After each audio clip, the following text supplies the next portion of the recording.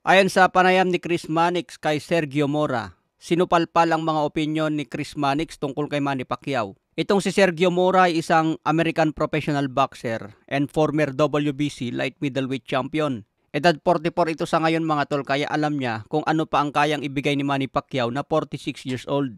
Nagtala ito ng kartadang 29 wins, 9 KOs and 5 losses. Pinagpipilitan kasi ni Chris Mannix, matutulad lang daw si Manny Pacquiao sa mga legendary na nabugbog na. Kaya tinanong niya dito si Sergio Mora kung ano ang opinion niya tungkol sa pagbabalik ni Pacman.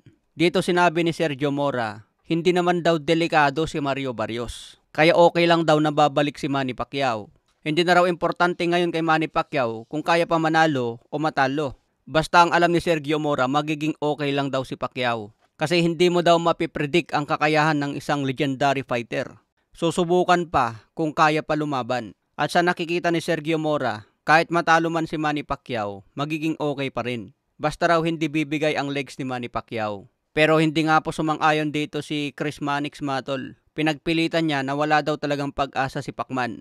Kahit ano raw gawin ni Pacman ngayon sa training, kahit anong hype sa paparating na laban, iisa lang daw ang mangyari, mabugbog siya. Kaya balikan na lang natin si Chris Mannix kung manalo siya kay Mario Barrios. Samantala kumakalat nga po sa Twitter ang isang larawan ni Mario Barrios. Pinakita ang katawan ni Mario Barrios at parang kondisyon na. Tahimik lang ang kampo ni Mario Barrios ngayon mga tol, wala pang hype mula sa kampo niya. Nagte-training na pala ito ng matindi. Mas maganda kung mag-hype din itong si Mario Barrios, mag-trash talk din. Katulad ni Kit Turman dati para mas ma-hype pa ang laban. Samantala may isang interview pala dati si Manny Pacquiao sa Second Out Live. Nangyari ang interview na ito noong December 2024. Fight Floyd again and like Gervonta Davis or Barrios. Dito binanggit ni Pacquiao gusto niya ang rematch kay Floyd Mayweather. Gusto rin niya makalaban si Gervonta Tank Davis.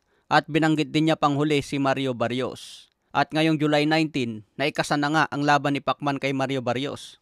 Ibig sabihin ba nito kapag nanalo si Pacman kay Barrios, willing pa rin si Pacman na labanan si Gervonta Tank Davis. Malay natin, babain ni Manny Pacquiao si Davis sa 140 pounds. Sa ibang banda naman, Julio Chavez Sr. sinabing mananakaut lang si Terence Bud Crawford kontra Canelo Alvarez. Kahit gaano pa raw kagaling si Terence Crawford, malayo na raw ang tinalon niyang timbang laban kay Canelo.